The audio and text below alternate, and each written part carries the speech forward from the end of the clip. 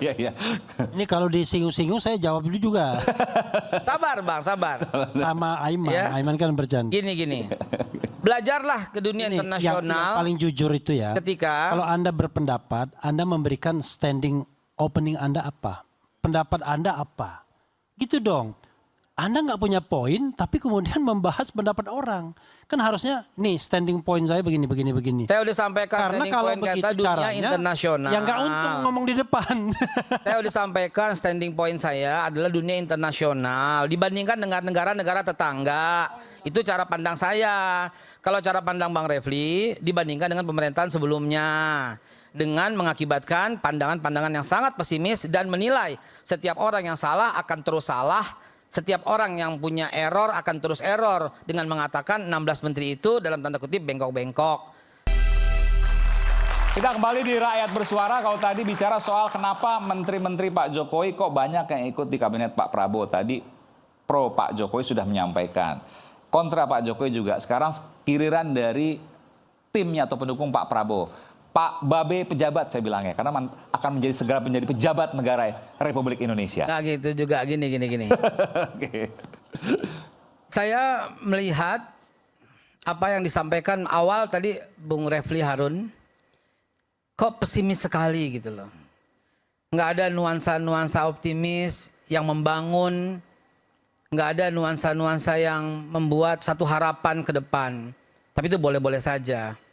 Cuman saya meragukan data yang dilihat Pak Refli Harun atau cara pandangnya saja. Seperti yang Bang Refli katakan tadi. Ya. Gini. Kalau cuma dibandingkan dengan pemerintahan masa lalu, ya nggak bisa juga. Itu kan cara pandangnya Bang Refli. Kita ini berada pada geopolitik yang lebih luas untuk kita bisa pandang lebih luas Bang Refli. 2024 ini dunia melihat kepada kita dengan tingkat pertumbuhan yang hebat loh Bang.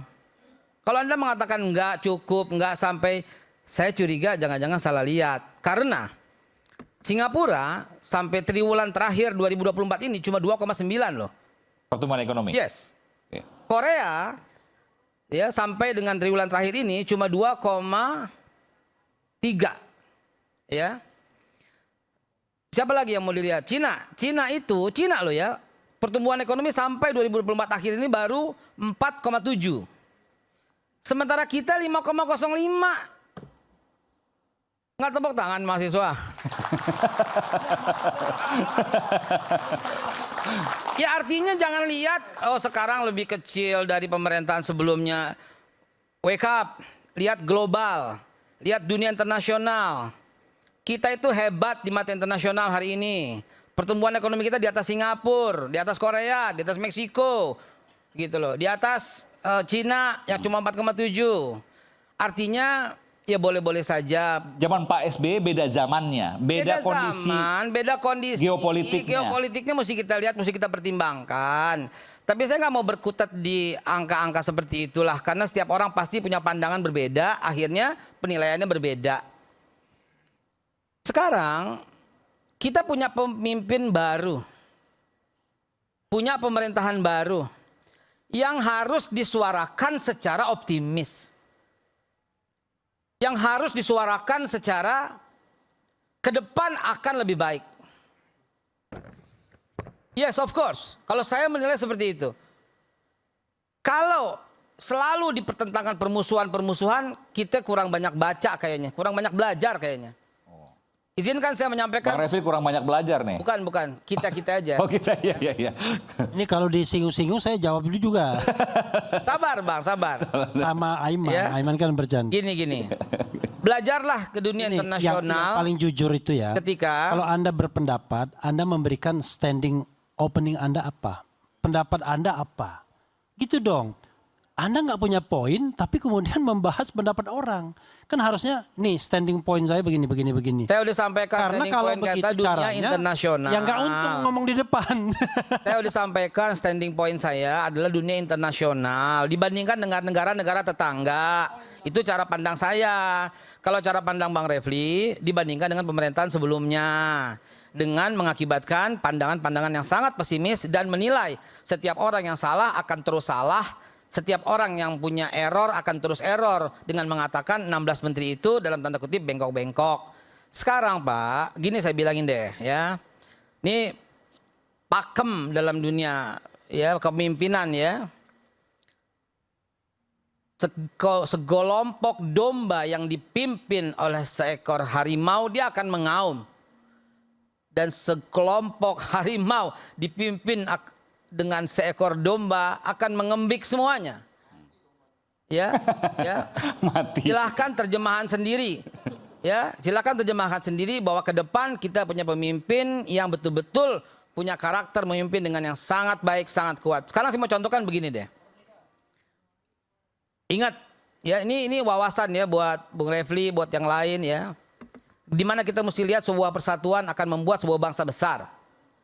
Toyotomi dan Tokugawa, dua pendekar Jepang yang berebut kekuasaan, saling bunuh. Dan ketika Toyotomi menjadi pemimpinnya, apa yang dilakukan terhadap Tokugawa? Diajak untuk membangun Jepang. Dan kita lihat Jepang kayak begitu. Deng Xiaoping dengan Mao Zedong, musuhan, bunuh-bunuhan. Ketika Mao Zedong terangkat menjadi ketua Partai Komunis Cina, dia mengangkat orang yang rivalitasnya itu loh untuk bersama-sama membangun Cina. Hasilnya kayak apa? Amerika,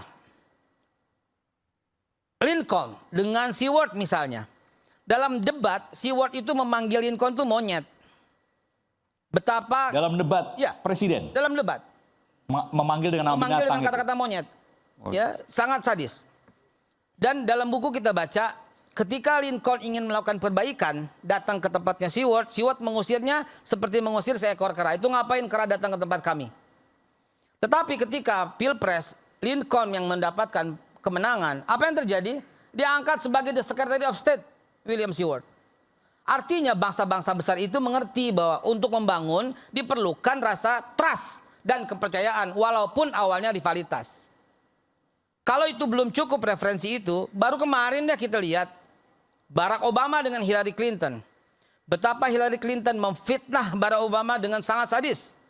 Dikatain teroris lah, dipanggil nama tengahnya Hussein, Barack Hussein Obama. Dikatakan Islam fundamentalis lah, dikatakan hari-harinya sebenarnya di Islam teroris lah, kata Hillary Clinton di depan forum. Tapi ketika Barack Obama terpilih, Barack Obama mengangkat Hillary Clinton sebagai menteri luar negerinya, langsung di forum. Kalau itu kurang contoh juga, saya kembali deh kepada referensi kita misalnya. Sultan Salahuddin Al-Ayyubi, apa yang dilakukan terhadap King Richard? Diajak membangun bersama. Kurang lagi, apa yang dilakukan Umar bin Khattab kepada pendeta Sopranius?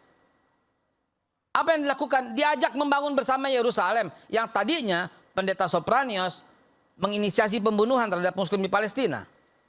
Kurang lagi, Nabi Muhammad SAW kepada Abu Sufyan diajak membangun Mekah bersama loh. Jadi standingnya adalah nggak usah diajak bermusuh-musuhan lagi. Ke depan lihat lebih baik, lihat persatuan. Dan apa yang Pak Prabowo katakan, Indonesia terlalu besar untuk diatur sendirian. Sehingga dengan itulah diajak banyak orang untuk bersama-sama membangun Indonesia ke depan. Dan apa yang paling sering diucapkan? Mengembalikan kekayaan bangsa Indonesia untuk rakyat Indonesia. Kesanalah mestinya Bung Refli melihatnya.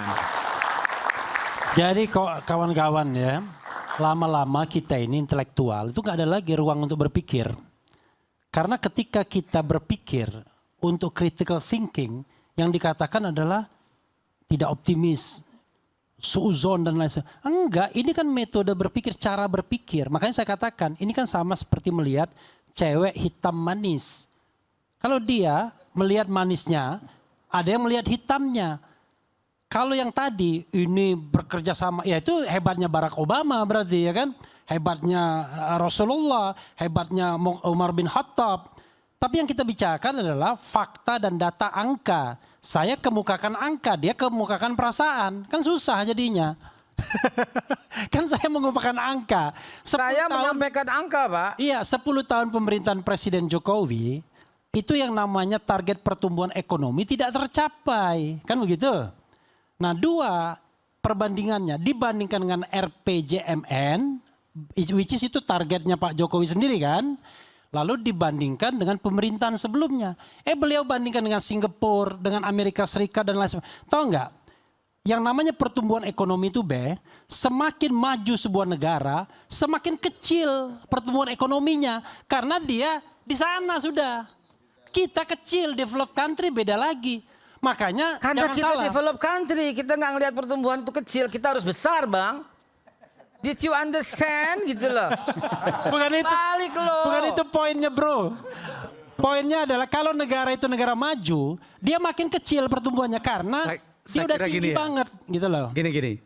Tadi yang kita kembali pada penunjukan 16 menteri tadi kan, yang dianggap memiliki catatan-catatan tidak terlalu bagus ya kinerjanya seperti itu. Saya kira ya 16 menteri ini orang-orang profesional ya. Itu bias, kita jangan bilang 16 menteri kan, menteri-menteri tertentu dari 16 itu. Dari 16 menteri itu kan ada yang baru diangkat 3 bulan kan. Iya, artinya ini kan mereka ini punya track record sendiri juga ya kan. Kalau tadi misalnya diplesetin kenapa Sri Mulyani diikut sertakan karena Sri Mulyani dipercaya untuk mencari utang, saya kira nggak seperti itu juga ya. Nggak, ya siapapun juga ngomong tadi ya. Saya percaya pada kualitas Sri Mulyani.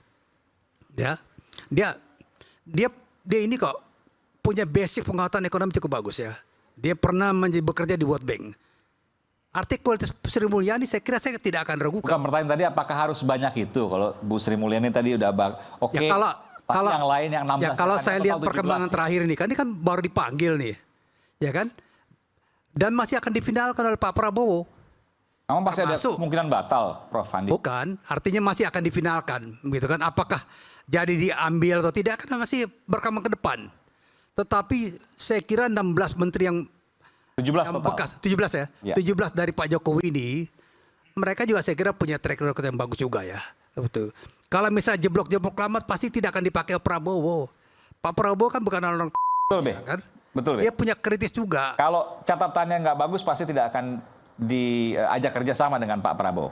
Pak Prabowo yang kita kenal adalah betul-betul seorang pejuang, pikir soal makan gratis, makan bergizi gratis. 25 tahun yang lalu dia sudah bicara soal penguatan UMKM. Artinya 17 itu bukan sekedar titipan Pak Jokowi, pasti ada pertimbangan dari Pak Prabowo. Pak Prabowo bukan orang yang gampang dipengaruhi oleh siapapun. Semua orang yang kenal beliau pasti akan berpendapat yang sama. Beliau mandiri, beliau tegas, beliau independen. Nggak ada yang bisa mempengaruhi beliau kecuali beliau sendiri dengan daya pikir dan intuisi yang bagus. Oke, baik. Kita berikan nanti Pak Saya dong. Bung Henry nanti selepas jeda. Isu hangat kadang bikin penat, apalagi kalau kita tidak bisa mencerna dengan cermat. Jangan lupa secangkir kopi hangat yang nikmat untuk menemani kebersamaan dalam program Rakyat Bersuara bersama saya Ayman Wicaksono. Kita akan segera kembali.